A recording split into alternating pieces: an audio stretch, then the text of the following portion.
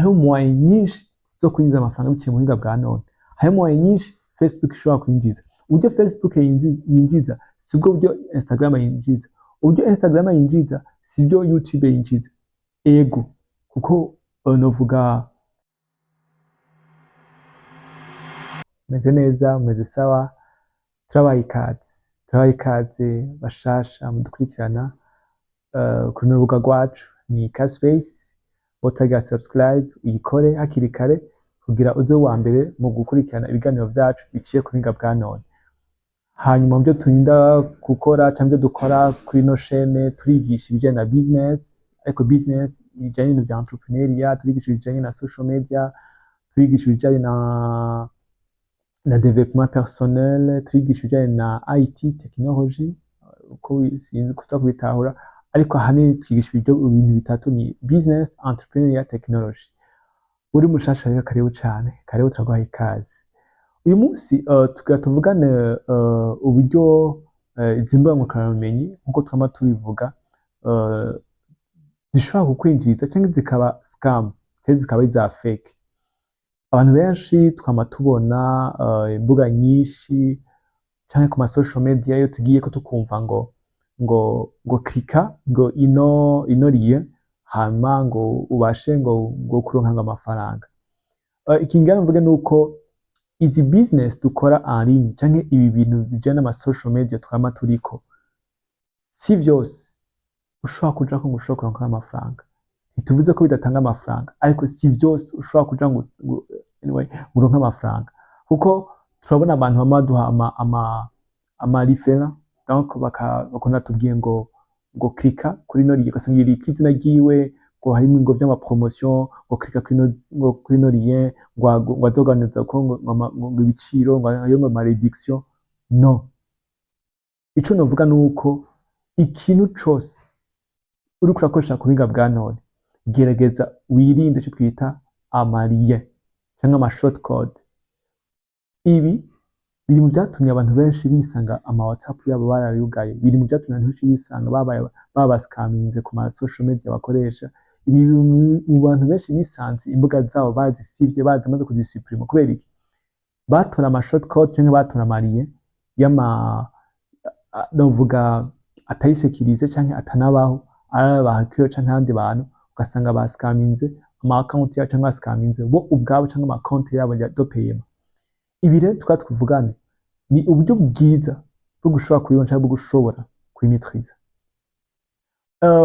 Ntituvuze yuko nkuko ndabivuga imbuga nkoranyambaga zidashobora guhemba, nibyo hari imbuga yaba Facebook irashobora guhemba, yaba Twitter, yaba Instagram, yaba YouTube, aho ikintu kiba gikenewe ni uburyo bwo kwiga uburyo izo mbuga zishobora guhemba. Hari umuntu ushobora kumva yascaminzwe mu kugura aba followers bari fake, hari umuntu ushobora kuba yascaminzwe novuga gukoresha ama application, kamwe ya application umuntu aba ngo akavideo ngo kuri YouTube bashobora guhemba amadolari ngo 5. Why?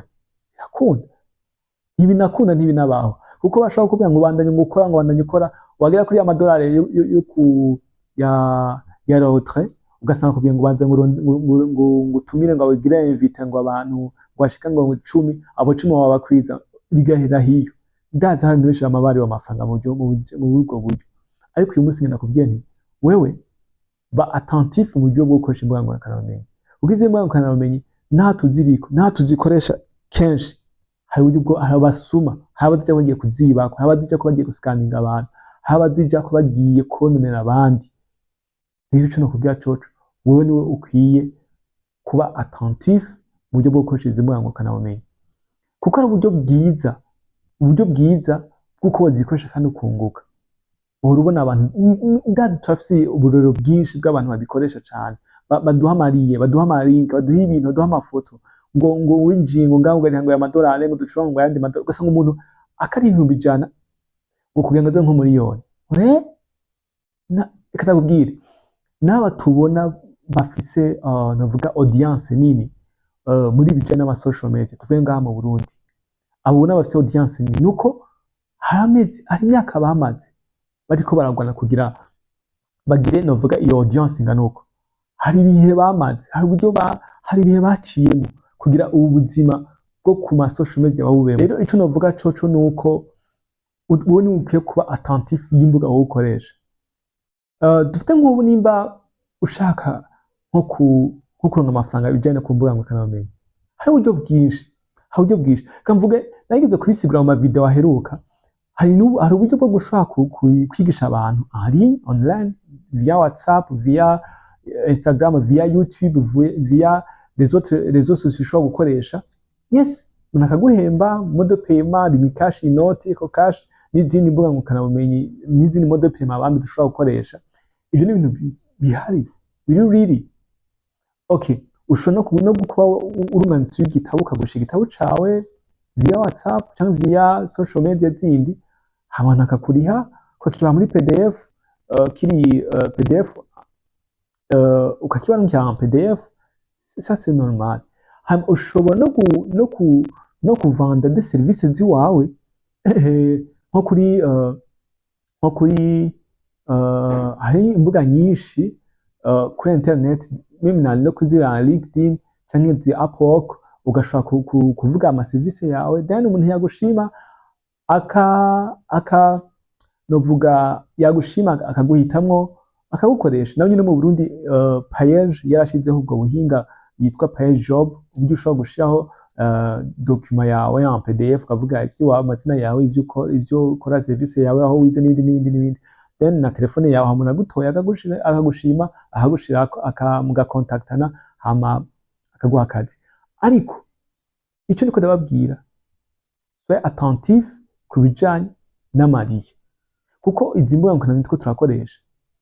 Nabivuze ndazisubiyemo, hari abazijako bagiye guscaminga abantu, hari abazijako bagiye kononera abandi, hari abazijako bagiye kuzana deriye zitabaho, deriye ziri novuga zifise ico twita amavirus, ugasanga murabaye attaque. Rero novuga muri ibi bintu ni vyiza rero kuvyiga, ukamenya ukavuga ati mbega izi mbuga ngurukanabumenyi zikoreshwa gute, kuko umuntu akubwira ngo imbuga ngurukanabumenyi ngo zirahemba uze uvyemere, ariko ntiyakubwira uburyo zihemba uze ube attentif. Gusa nashatse kukwereka yuko ego zirahemba kandi zinjiza amafaranga. Hariho moyen nyinshi zo kwinjiza amafaranga biciye mu buhinga bwa none, hariho moyen nyinshi Facebook ishobora kwinjiza. Uburyo Facebook yinjiza sibwo buryo Instagram yinjiza, uburyo Instagram yinjiza sibyo YouTube yinjiza. Ego kuko novuga uburyo bwo kwinjiza buri different, buratandukanye. Wowe rero tera kuvyiga, ugafata umwanya wo kuvyiga. Kuri YouTube biba bihari, ku ma TikTok biba bihari, uburyo bwo gushobora kwinjiza amafaranga. Gusa ko ubwawe uba attentif, ukaba vigilant mu kuvyiga ndetse no kubikoresha, kuko ni ibintu ushobora kuba wokwihendako ugasanga anyway, ugasanga ikintu cawe camaze kuba nova in bomb runaka, igatuma abantu bavuga ati nanaka sinzi. Ni nkuko ushobora gukora in video ntoyi, akavideo gatoyi, ugasanga kabaye trend, ka trendize, kakomeye cane, ukaba uramenyekanye. Nuko rero imbuga ngurukanabumenyi hari uburyo bwinshi bwo gushobora kuzikoresha. Uyu munsi nayifashe ino video kugira ndabamenyeshe yuko hari uburyo bwiza bwo gukoresha amavideo, canke uburyo bwiza bwo gukoresha amafoto yawe, canke uburyo bwiza bwo kunavyiga. Gukoresha izi mbuga ngurukanabumenyi ni ubwawe ukwiye novuga guhitamwo uburyo bwiza bwo gushobora kwiga ivyo bintu vyawe, canke bwo kwiga ukoresha telefone yawe, canke bwo kurondera umuntu ashobora kukwigisha gukoresha ubuhinga ngurukanabumenyi. Rero mube attentif, mube vigilant ku bijanye n'ingene mukoresha imbuga ngurukanabumenyi zanyu, kuko vyoba vyiza mu gihe woba utigeze ubimenya, ariko vyoba mu gihe ubikoze warabimenye. Okay. Rero karibu cane ku bama badukurikirana kuri izi mbuga zacu. Ndababwira yuko hari muri Icaspace, aho twigisha ibijanye n'ubuhinga ngurukanabumenyi, aho twigisha ibijanye no gukoresha ama réseaux sociaux ndetse n'ibindi byose bitandukanye bijanye na entrepreneuria ndetse na business. Murakoze cyane, je twari turi kumwe ni Blaise Irakoze. Mushobora kudukurikirana ku mbuga zose zikurikira, imbuga zitandukanye, haba kuri Facebook, haba kuri Twitter, haba kuri Instagram. Mushobora kudukurikirana, izina ni Icaspace. Mushobora kuyisearchinga kuri Google, mugashobora kubona imbuga zose dukoresha, murebe kudufollowinga. Murakoze cyane.